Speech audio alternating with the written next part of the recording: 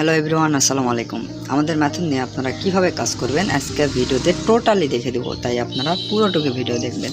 তো আপনারা প্রথমে ভিপিএনত যাবেন, ভিপিএনত যায় দেশ একটা সিলেক্ট করবেন। তো আমি আর্জেন্টিনা দেশ সিলেক্ট করলাম। সিলেক্ট করার পর এখন কি করবেন, ফোন সেটিংয়ে যাবেন।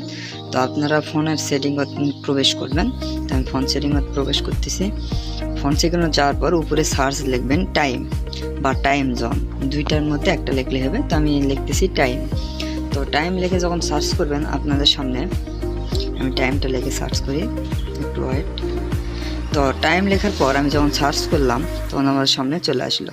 তো টাইমত ক্লিক করার পর যতগুলা অপশন আছে অটোমেটিক টাইম জোন, এগুলো অফ করে দিবেন। তারপর ব্যাক দিয়ে উপরের দিকে দেখেন টাইম জোন, সেখানে ক্লিক করবেন।